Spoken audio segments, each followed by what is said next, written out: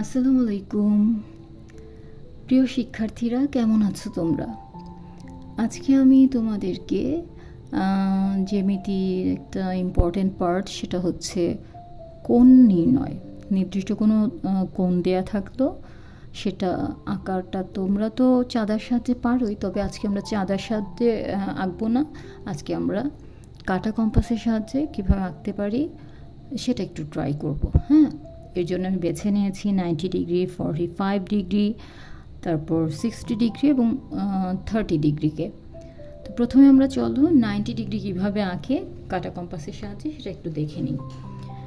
আমরা স্কেলের সাহায্যে প্রথমেই কি করব, একটা রশ্মি আঁকবো। ঠিক আছে, এইরকম দেখো, যে কোনো দৈর্ঘ্যের একটা রশ্মি আঁকলাম।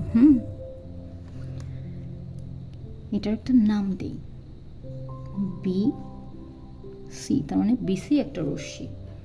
বিসি রশ্মির বি বিন্দুকে কেন্দ্র করে যে কোনো ব্যাসার্ধ, এই যে সূচালো ধার থেকে এই পেন্সিলের যে ডিস্টেন্স, এইটা হচ্ছে কোনো বৃত্তচাপের ব্যাসার্ধ। হ্যাঁ, এটা যে কোনো ডিস্টেন্সে তুমি নিতে পারো, তবে আমি বলবো বেশি ছোট নিও না, কারণ তোমরা হয়তো বেশি ছোট নিলে তোমরা এটাকে ব্যালেন্স করতে পারবে না। খুব এটা ঘুরে ঘুরে তোমার একই জায়গায় থাকবে না, হয়তো পড়ে যাবে, স্লিপ কাটবে, এরকম হবে। তোমরা একটুখানি মোটামুটি আন্দাজ মতন একটা ব্যাসার্ধ নিয়ে তোমরা একটা বৃত্তচাপ আঁকো। যখন তুমি ফিক্সড করলে যে এই ব্যাসার্ধটা নেবে, তখন আর এটা কিন্তু চেঞ্জ করা যাবে না। এই ব্যাসার্ধ নিয়ে আমি একটা বৃত্তচাপ আঁকলাম, এই যে দেখো এভাবে। এখন সেম ব্যাসার্ধের আবার কি করব, এইখানে যে ইন্টারসেকশন পয়েন্টটা আছে না, এইখানে এটাকে কেন্দ্র করে আবার আরেকটা আগের বৃত্তচাপের উপর আরেকটা বৃত্তচাপ আঁকবো এইভাবে। এই বৃত্তচাপটা আগের বৃত্তচাপটাকে আরেকটা বিন্দুতে ছেদ করলো। হ্যাঁ, এই বিন্দু যে নতুন বিন্দুটা পেলাম, সেখানে সেইটাকে কেন্দ্র করে আবার আরেকটা বৃত্তচাপ আঁকবো, ঠিক ওই আগে প্রথম বৃত্তচাপটার উপর। এই যে দুইটা আমরা এইটার উপর আমরা তিনটা ইন্টারসেকশন পয়েন্ট পেলাম না, ছেদবিন্দু পেলাম না। এখন এই বিন্দু এবং এই বিন্দু, রেখার উপর যে বিন্দু সেটা ছাড়া বাকি যে দুই বিন্দু, সেই বিন্দুকে কেন্দ্র করে আমরা একই পাশে দুইটা বৃত্তচাপ আঁকবো। ঠিক আছে, এটাকে কেন্দ্র করে একটা বৃত্তচাপ আঁকলাম এবং এই আরেকটা বৃত্তচাপ আঁকলাম সেম ব্যাসার্ধে। ঠিক আছে, তারপর আমরা কি করব, এই যে নতুন একটা ইন্টারসেকশন পয়েন্ট পেলাম, ছেদবিন্দু পেলাম, সেইটাকে আমি এই বি এর সাথে যোগ করে দিব। ঠিক আছে, এইটা করার জন্যে আমরা কি করব, একটা সিম্পল ওয়েতে আর কি টেকনিক আর কি আমি যেটা করি সেটা হচ্ছে, এই যে সূচালোধার এটা দিয়ে যে দুইটা পয়েন্ট আমরা জয়েন্ট করব বা মিলাবো, সেই দুইটা পয়েন্টকে একেবারে আস্তে আস্তে এরকম একটু চাপ দিব। প্রেস করার পরে একটুখানি এই দুইটা পয়েন্টে আমরা এই পেন্সিলটা বারবার প্লেস করব, ঠিকভাবে বসে কিনা। রাখার পরে তারপর আমরা কি করব, এরকম টানবো। এটা করার কারণ হচ্ছে, এটা করলে তোমরা নিজেরা ফিল করতে পারবে, যে যখন লাইনটা টানো তখন ফিল করতে পারবে যে ওই বিন্দুটার মধ্যে পড়েছে। এখন এমনভাবে প্রেস করো না যেন খাতাটাই নষ্ট হয়ে যায়। এই যে এইভাবে আমি কিন্তু ফিল করতে পারছি যে এই বিন্দুতে মিলেছে। ঠিক আছে, এখন যেই লাইনটা পেলাম, এটা এই বি বিন্দুতে মিলিত হলো এবং এখন কি করলো, একটা কোণ উৎপন্ন করলো, আর এই কোণটার মানই হচ্ছে 90 ডিগ্রি। একে একটা নাম দিই এ। তাহলে এখন কি হলো, এ বি সি হবে কি 90 ডিগ্রি। আমরা যখন কোনো কোণ পড়ব তখন মিডল পয়েন্টে ওই কোণের কৌণিক বিন্দুটা রাখবো।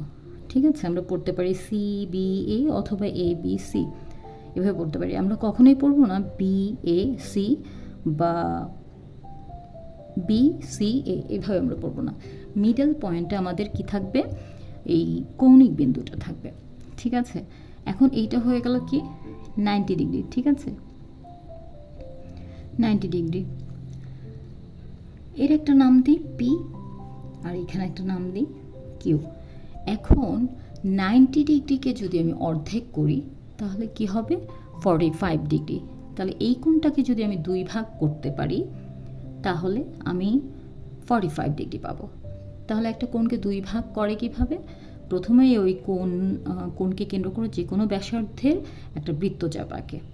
এখন আমাদের অলরেডি একটা বৃত্তচাপ আঁকাই আছে, তাহলে এই যে বৃত্তচাপটা যেই দুইটা পয়েন্টে আমাদের আর কি যেই দুইটা পয়েন্টে ইন্টারসেক্ট করলো, সেই দুইটা পয়েন্টকে আমরা যদি কেন্দ্র করে, বিন্দুকে কেন্দ্র করে যদি আমি অর্ধেকের বেশি ব্যাসার্ধ নিয়ে একই পাশে বৃত্তচাপ আঁকি, তাহলে ওই দুইটা বৃত্তচাপ আবার পরস্পরকে একটা বিন্দুতে ছেদ করবে। তাহলে আমি এই যে অর্ধেকের বেশি অথবা তারও বেশি অথবা এরকম নিতে পারো, কিন্তু অর্ধেকের কম বা অর্ধেকের সমান হওয়াই যাবে না। তাহলে আমি একটু বেশি করেই নেই, বেশি দূরত্বেরই ব্যাসার্ধ নিই।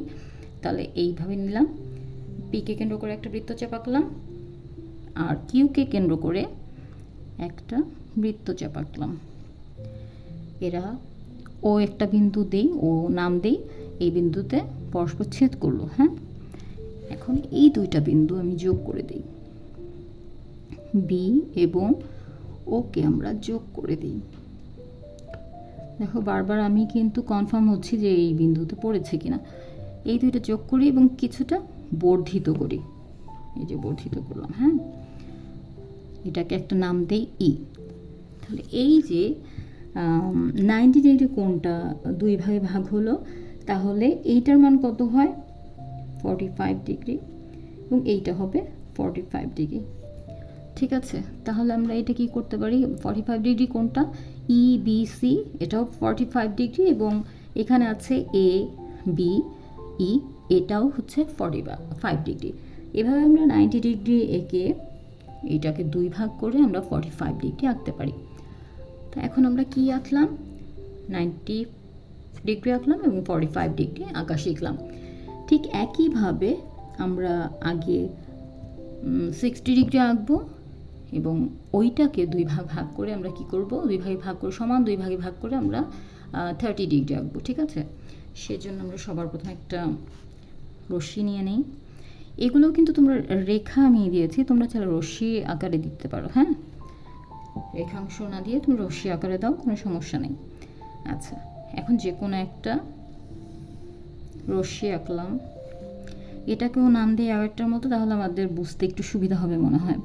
তুমি অন্য কোনো নাম দাও, কোনো সমস্যা নেই, যা দিবে তাই তুমি আর কি পড়বে। C, B C. তাহলে আমি এইবার কি করব? 60 ডিগ্রির জন্য বিকে কেন্দ্র করে আবারও যে কোনো ব্যাসার্ধ নিয়ে একটা বৃত্তচাপ আঁকি। বৃত্তচাপ আঁকলাম, এবং এটা বিসিকে ধরো আগের মতনই পি বিন্দু ছেদ করলো, এবং নতুন যে ছেদ বিন্দুটা পেলাম তাকে কেন্দ্র করে ওই ব্যাসার্ধ কিন্তু আমি কমাইনি বা বাড়াইনি, চেঞ্জ করিনি। তাহলে ওই ব্যাসার্ধ নিয়ে একটা বৃত্তচাপ আঁকি, এই যে বৃত্তচাপ আঁকলাম। ঠিক আছে, তাহলে এই যে বৃত্তচাপটা, আগের বৃত্তচাপটাকে যে বিন্দুতে ছেদ করলো, সেই বিন্দুটাকে আমি অ্যাড করে দিই, যোগ করি। হ্যাঁ, এই যে আগের মতনই করলাম। এইটার নাম দিলাম এ, এইটার পি দিই, না দিলেও অসুবিধা নাই। শুধু কৌণিক বিন্দু এবং দুই পাশের যেই বিন্দু ওইটার একটা নাম থাকলেই হলো। এইগুলো জাস্ট আমি তোমার দুই ভাগে ভাগ করার জন্য আমার যেই পয়েন্টগুলো ইন্টারসেক্ট করেছে সেগুলো বোঝানোর জন্য আমি এগুলো দিয়েছি, কিন্তু এইটা কোণের জন্যে খুব একটা দরকার নয় মেনশন করা, পি কিউ এগুলো মেনশন করার দরকার নেই। আচ্ছা, এখন এইটা কি হলো? এইটা হচ্ছে এই যে কোণটা, এটা এ বি সি, যে কোণটা হলো সেটা হচ্ছে 60 ডিগ্রি। তাহলে একই বৃত্তচাপে তুমি যদি দুইবার বৃত্তচাপ আঁকো এবং পরস্পর যে ছেদ করে সেটা যদি জয়েন করো, তাহলে তোমার 60 ডিগ্রি পাবা, যেটা কিনা আমরা এ বি সি, এই কোণটাকে আমি 60 ডিগ্রি পেলাম এটা।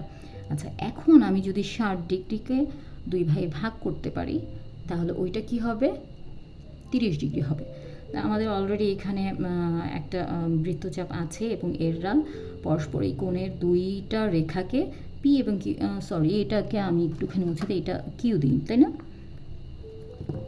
পি এবং কিউ বিন্দুতে ছেদ করেছে, তাই না? পি এবং কিউকে কেন্দ্র করে অর্ধেকের বেশি ব্যাসার্ধ নিয়ে আমি একই পাশে একটা বৃত্তচাপ আঁকি, এই যে আগের মতন, এই এবং এই। এখন এই বিন্দুটাকে আমরা জয়েন্ট করি বি এর সাথে। জ্যামিতি হচ্ছে, যদি পড়া না মনে করো, তোমরা খেলা মনে করো, তাহলে আমার মনে হয় খুব তাড়াতাড়ি সব কিছু শিখে ফেলতে পারবে।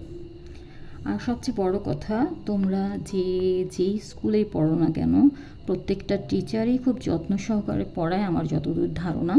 তোমরা জাস্ট ক্লাসের পড়াগুলো এবং টিচার ইনস্ট্রাকশনগুলো একটু ফলো করবে, দেখবে এতেই তোমরা অনেকখানি বুঝতে পারবে এবং আঁকতে পারবে। তবে এরপরেও যদি তোমরা কোনো কিছু না বুঝতে পারো, আমি তো আছি। আচ্ছা, এখন আমরা কি করলাম, বি এবং এটা তো আগের মতন ও দিলাম, ও বিন্দুকে যোগ করলাম এবং একে কি করলাম, একটু বর্ধিত করলাম এবং একে ই পর্যন্ত বর্ধিত করলাম, নতুন একটা কোণ উৎপন্ন হলো। কি হলো, ই বি সি। যেহেতু পুরো এ বি সিটা হচ্ছে 60 ডিগ্রি, তাহলে এর অর্ধেকটা কি হবে, এটা হবে 30 ডিগ্রি এবং এই বাকি অর্ধেকটা হবে 30 ডিগ্রি। তাহলে এইভাবে আমরা দুইটা আর কি 60 ডিগ্রিকে ভাগ করে আমরা 30 ডিগ্রি আঁকতে পারি। এখানে ই বি সি এবং এ বি ই দুটোটাই হবে আলাদাভাবে 30 ডিগ্রি, ঠিক আছে?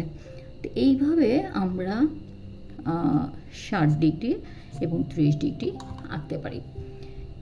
এখন আমরা মোটামুটি আমার মনে হয় বুঝতে পেরেছি যে 90 ডিগ্রি, 45 ডিগ্রি, 60 ডিগ্রি এবং 30 ডিগ্রি কীভাবে আঁকি।